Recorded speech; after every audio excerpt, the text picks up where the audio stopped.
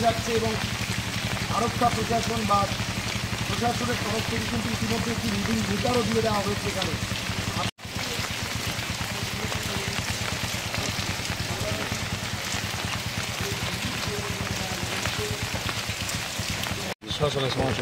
আপনি যেহেতু বাড়ির কাছে, এরকম আর কোনো সময় কি দেখেছেন? না না না না 2017-18 মিডলে একবার দেখছি, আর ওখানে 2017-18 অনেক অনেক মানে বেশি, মানে খুবই বেশি।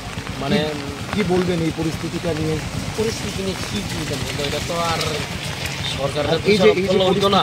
পরিস্থিতিটা হচ্ছে, মানে এখানে আপনার এলাকায় কীরকম জলের পরিস্থিতি? আমার এনে জলের খুবই মানে খারাপ অবস্থা। যদি আপনারা একটু যান, প্রশাসনের আধিকারিকরা কি গেছে ওই জায়গাতে? হ্যাঁ হ্যাঁ হ্যাঁ গেছে। মানে রেস্কিউ করা হয়েছে যারা জলের? রেস্কিউ তারা করছে না, তারা এমনি যাইছে, আমরা জিজ্ঞাসা করছে। আচ্ছা, আমরা নিজেরা যাইছি, তারা লোকের সাহায্য করছে, তারাও আমরা সাহায্য করছে। আমরা যাইছি বাইর করছি, যারা যারা আসলাম ভিতরে তারা সবাই বাইর। হাওড়া নদীর জলটা কি বাড়তেছে না কমতেছে? এখন তো মনে হইতেছে বাড়তেছে, মনে হয়, কারণ আমার দ্বারা মনে হইতেছে যে বাড়তেছে জল।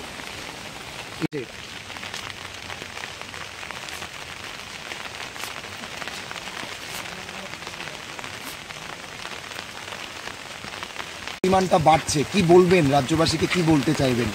বলুন, এটা তো আসলে ব্যাপারটা এটা মানে কী বলা যায়, মানে মানে এটা আপনি নিজেই তো বুঝতে পারছেন, মানে এর আগে কখনো দেখিনি জল দেখতে ঘুম থেকে উঠে এসেছি। কয়টায় বাজে এখন আসছেন? আমরা 4:30। 4:30টার সময় এসেছি। হঠাৎ করে কেউ যেন বললো বাঁধ ভেঙে গেল।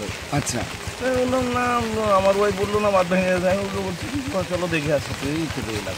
আচ্ছা।